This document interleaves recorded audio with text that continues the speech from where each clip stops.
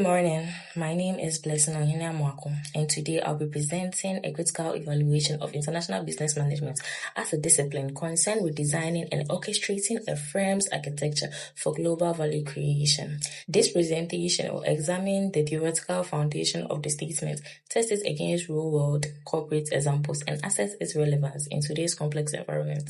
Let me begin by framing our discussion. International Business Management, or IBM, encompasses all activities through which firms coordinate value-adding operations across national borders. The statement we are evaluating today suggests that IBM is fundamentally about two things: designing and orchestrating a firm's architecture for global value creation. This architecture metaphor is powerful. It implies that successful international expansion is not accidental, but results from deliberate strategic choices about how a firm structures its global presence. Throughout this presentation, I will argue that while this architectural view captures the essence of IBM, the architecture must be understood as a dynamic and adaptable rather than fixed on evolving with changing environmental conditions. To understand IBM as an architectural discipline, we must first appreciate what makes it fundamentally different from domestic management. Domestic managers operate within relatively homogeneous environments with shared legal systems, common cultural norms, and a single currency.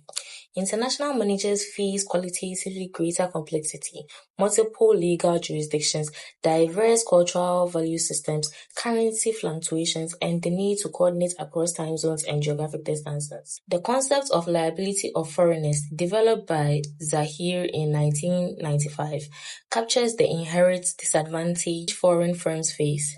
They lack local market knowledge, face potential discrimination from local stakeholders, and incur additional coordination costs that domestic complexes do not. Gemawat's Cage framework helps us analyze these directions systematically.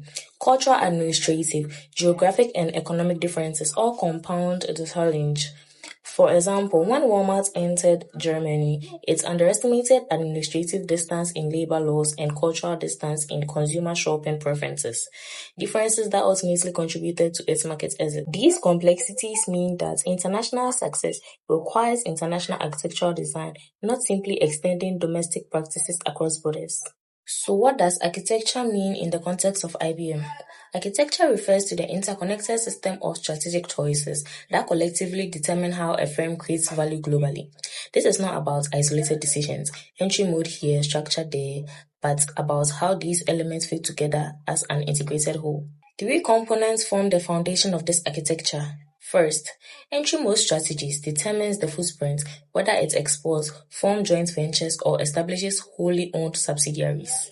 Second, organizational structure design determines how decision-making authority and information flow across the global enterprise. Third, the balance between global integration and local responsiveness shapes how the firm navigates the fundamental tension between efficiency and adaptation. When these elements are misaligned, the consequences can be severe: poor coordination, missed opportunities, competitive disadvantage. The architectural perspective reminds us that these choices must be made coherently. Entry mode selection represents perhaps the most consequential architectural decision in international expansions. Firms face a spectrum of choices. At the end, exporting and licensing offer low resources commitment and limited risk, but also limited control market presence. At the other end, wholly owned subsidiaries and acquisition provide maximum control but require substantial investment and carry higher risk exposure. The theoretical foundation for the choices comes from General Electric paradigm, the OLI framework. Firms chose entry mode based on their ownership advantage. Toyota evolution in North America illustrates strategic entry mode progression. The company began with exports, leveraging low-cost Japanese production.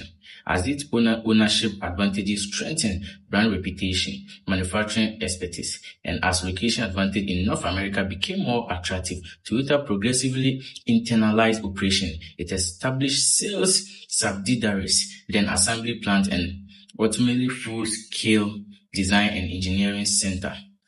This wasn't random expansion. It was deliberate architecture evolution, with each entry mode decision building capabilities for the next stage. The architecture enables Toyota to learn while controlling risk. Organizational structure determines how strategy translates into action, and it shapes who makes decisions, how information flows, and where resources are allocated. Step forward and well established that structure follows strategy in international expansion. Firms typically begin with an international division, separating domestic from international activities. As international sales grow and product diversity increases, structure evolves towards global product division or geographic area divisions. The most complex multinational may adopt matrix structures that attempt to balance multiple strategy priorities simultaneously. Each structure enables certain capabilities while constraining others.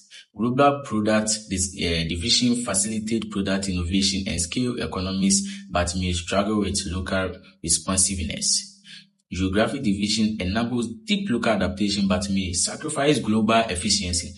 Matrix structures promise both, but introduce complexity and potential conflict. Nestle's evolution illustrates this dynamic. Historical organized through geographic division with subtenal local autonomy. Reflecting a multi-domestic strategy, Nestle has progressively integrated global product division to capture efficiencies in branding, innovation, and supply chain coordination.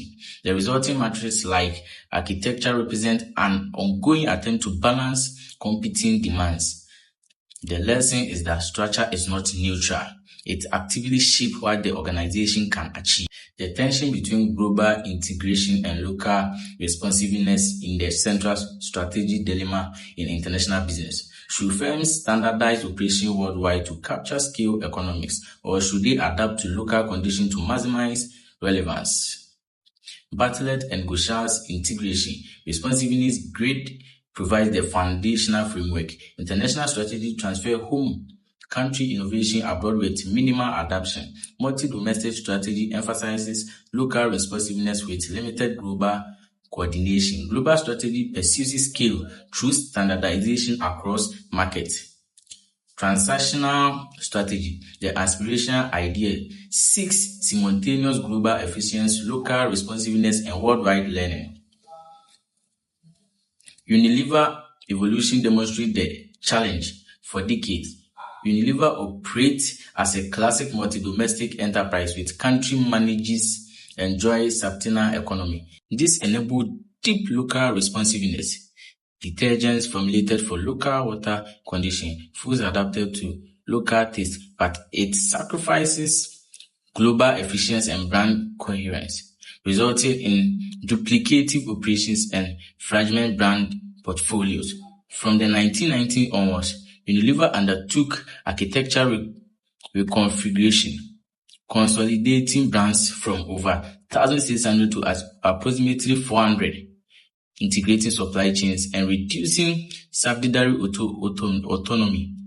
The shift towards greater integration while preserving essential local adapting capability reflects the transnational aspiration. The key insight is that integration and responsiveness are not either or choice, but must be balanced through architecture design that specifies what standardizes and what adapts. I'm Tawiah-Sarpong Abrafi. Let me now apply these frameworks to real-world cases, contrasting success and failure. IKEA represents successful architectural design. Company maintains global integration in its core design language, flat back, concept global sourcing, brand identity. This generates immense scale economies and consistent customer experience worldwide. Simultaneously, IKEA orchestrates local responsiveness within defined parameters. Product ranges adapt to regional differences in living spaces. Food offering reflects local taste. Stores layouts adjust to local shopping patterns. This architectural clarity, explicit decisions about what standardizes and what adapts, enables IKEA to achieve both scale and relevance. The result is sustained competitive advantage across diverse markets. Contrast this with Best Buy failure in China. Best Buy entered through acquisition of 5-star stores in 2006, then imposed its US big box model, commission-free sales staff, extensive floor space, limited local adaptation. This architectural design reflected a global strategy orientation that fundamentally misaligned with China's consumer preferences for relationship-based selling, price negotiation, and smaller store formats. Chinese competitors like Gom and Suning understood local expectations.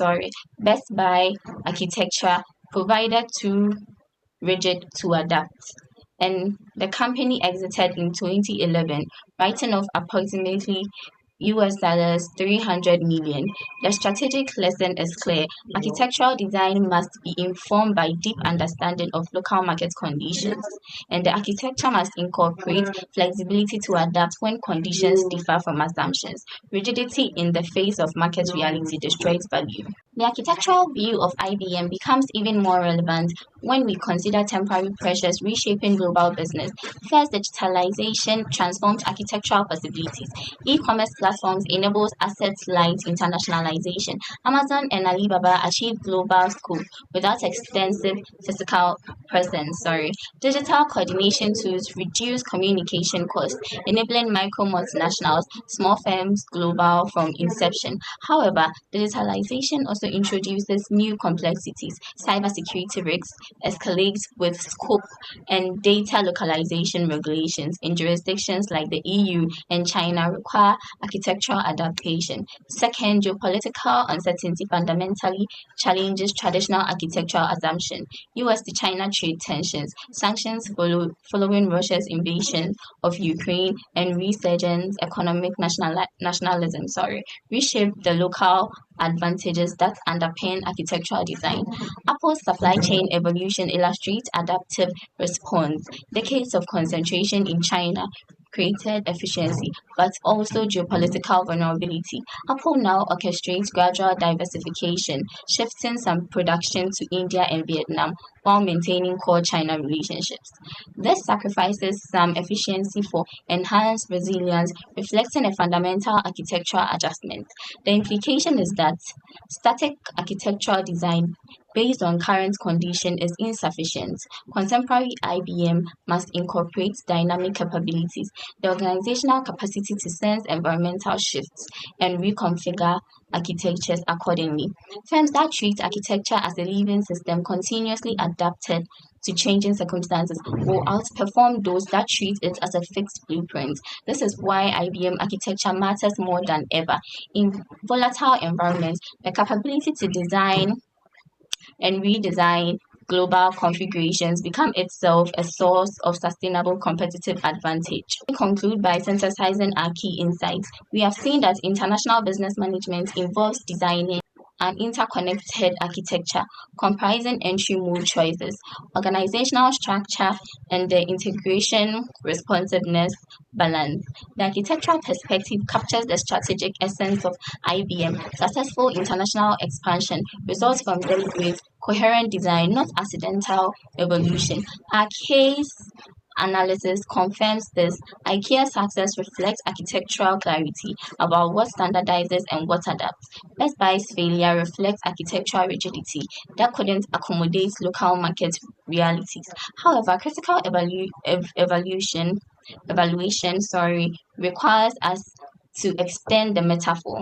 Contemporary IBM demands architectures that are dynamic, not static, capable of reconfiguration in response to digital disruption, geopolitical volatility, and shifting stakeholder expectations. The capability to adapt architecture becomes the ultimate source of sustainable advantage.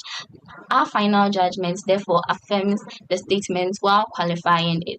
International business management is indeed the discipline of designing and orchestrating a firm's architecture for global value chain. But in the 21st century, this discipline is better understood as dynamic architecture, engineering the capacity to create, maintain, and transform global configurations in response to an ever-changing environment. The most successful international firms will be will be those that treat architecture as a living system, continuously adapted to create value for shareholders and stakeholders alike in an uncertain world. Thank you for your attention. Bye.